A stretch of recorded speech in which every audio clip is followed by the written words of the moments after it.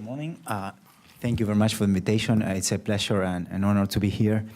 I'm going to focus on just one dimension on what needs to be done in a recovery plan, but one dimension that is critical, which is the issue of the debt restructuring. What I want to do is first to discuss how we assess the restructuring needs. And I want to make an assessment of whether the fiscal plan that was presented by the government in February would be a sensible basis for computing Puerto Rico's actual restructuring needs. Okay, so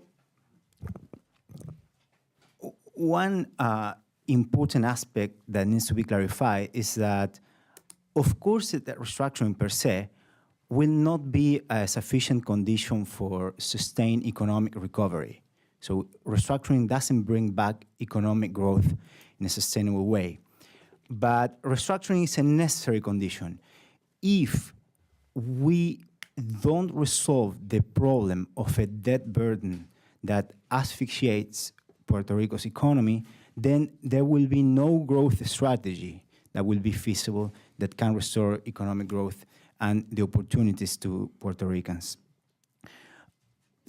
So it's important to not to fall into a debt restructuring process that provides too little relief. So it's important to get the appropriate relief in the debt restructuring process.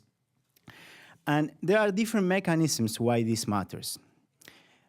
One has to do with the issue of the effects that pushing for more austerity to repay debt has on the economic activity in the island.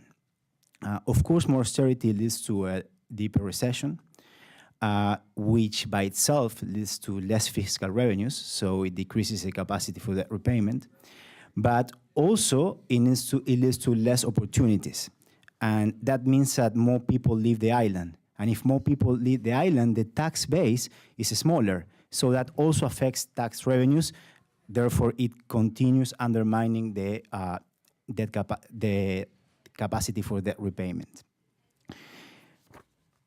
If austerity of the kind that leads to lower investment in the creation of knowledge, like, for instance, cutting the budget of the University of Puerto Rico, of course, also affects the economic development prospects of the island.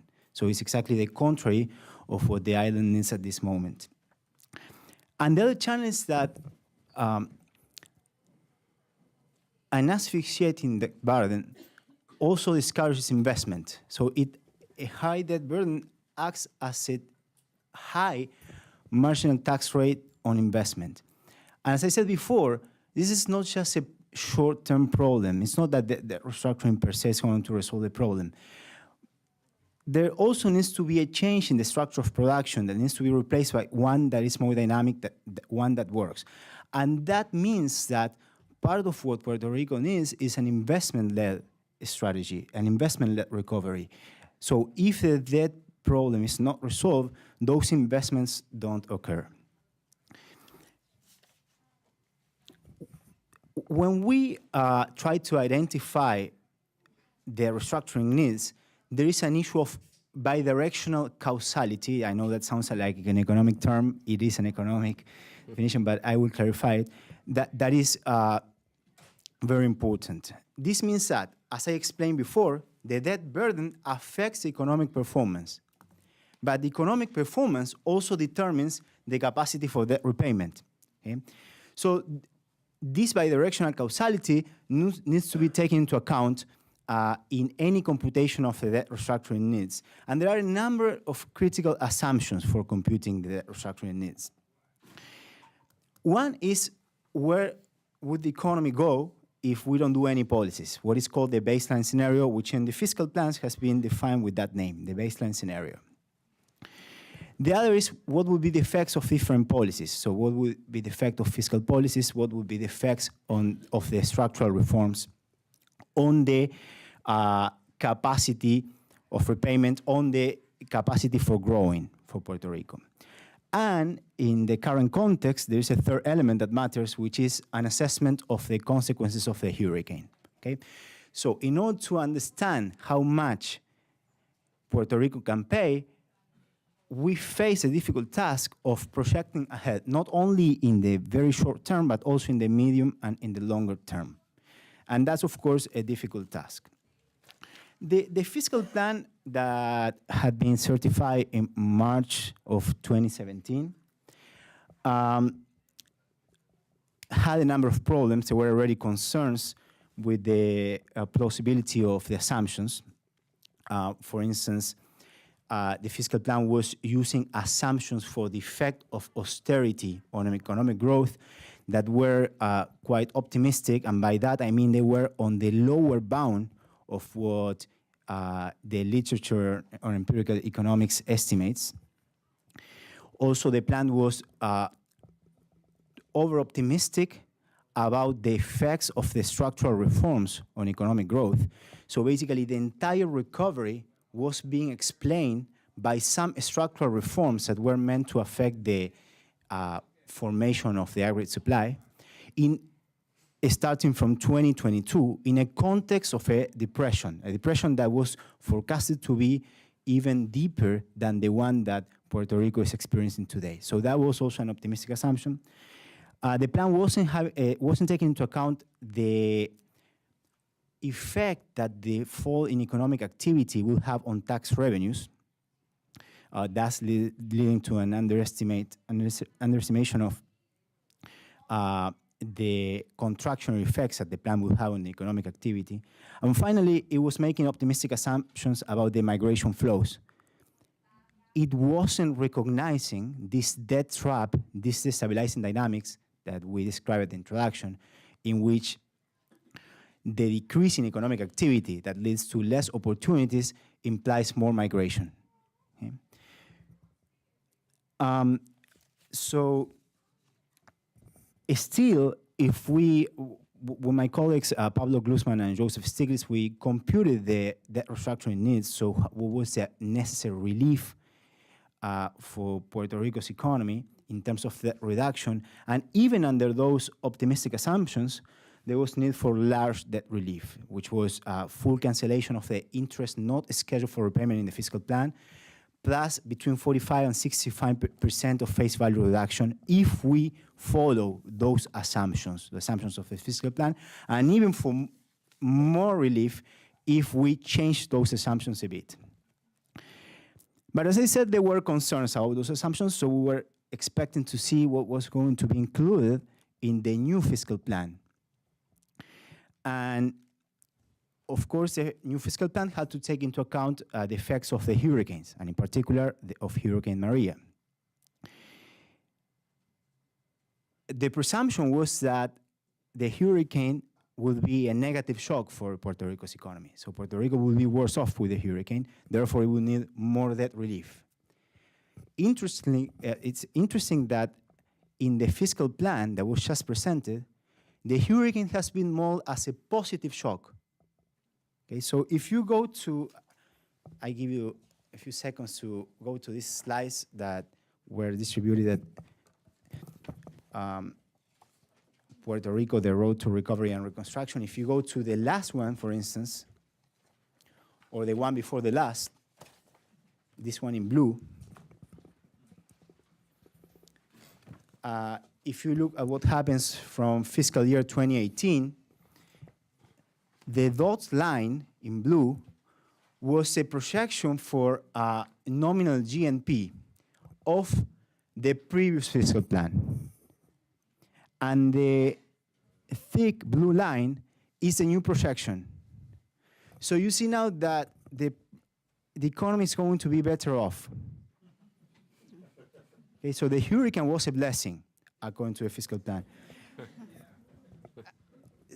And so there is no much transparency about the assumptions that were used in the fiscal plan. Actually, I requested the assumptions. A Puerto Rican institution, Espacios Abiertos, also requested the model and the assumptions to Puerto Rico's government, but so far the responses have been evasive, and we don't really know what's being assumed there. What we do know is that the baseline scenario, again, remember, the baseline is what would happen in absence of policies, has been revised positively. And there are two sources that are being taken into account for these revisions. One is the negative impact of the hurricane, and the other is a positive impact of the relief assistance. So for fiscal year 2018, the baseline scenario is a more pessimistic one. So GNP, nominal GNP will be 7.6% lower than before the hurricane. But then, very rapidly, the economy recovers. So when we look at the cumulative gross nominal product, gross national product, we see that already by fiscal year 2019, the baseline scenario is a more optimistic one. And by fiscal year 2022, in the baseline case, nominal GNP is 13.3% higher than what was being forecasted in the previous fiscal plan. Okay, so on the one hand, it makes sense that from the viewpoint of economic recovery that the fiscal plan is not scheduling debt payments over the next 5 years. But I want to conclude this presentation with a word of caution, and I think this is an important word of caution both for the government, for the fiscal board, and of course for the civil society, which is that these assumptions and these projections should hardly be the basis of a sensible computation of the restructuring needs. If we think that the economy is going to recover so fast, and we compute the debt restructuring needs based on that scenario, we are taking the risk of not getting enough relief, of computing a level of relief that is actually lower than what the territory needs. Again, it's not clear why. So what this plan is forecasting is that the economy is going to stabilize quickly on a level on a nominal GNP growth of about 2.5% per year, and it's not clear what is taking the economy to that state, especially when we take into account that already by 2020, the government needs to do more austerity that is contemplated in the fiscal plan. And at the same time, especially from fiscal year 2021, there is a reduction to the recovery spending. So how can we make sense of those numbers? How can we give consistency to these projections of a quick conversions to nominal GNP growth of 2.5%? Well, something else has to be happening. We need to assume that the structural reforms are having a very large positive impact on the economy. And again, making those assumptions can lead to a flow assessment of what the actual relief needs are. One last comment. I think, we heard much today about the possibility of a Marshall Plan. And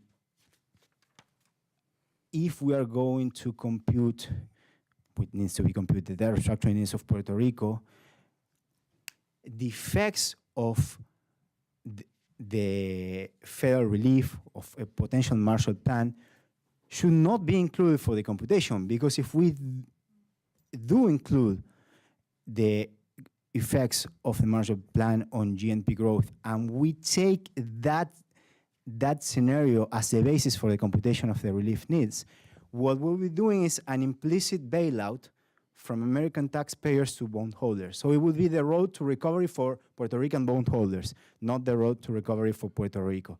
Okay, so thank you very much. Thank you. Okay, so we have heard about the importance of having a growth strategy for Puerto Rico and also some of the perils of austerity and the risks inherent in reconstruction. I'm going to change pace a little bit and ask Marie to give us some background and context to how we landed in this position today.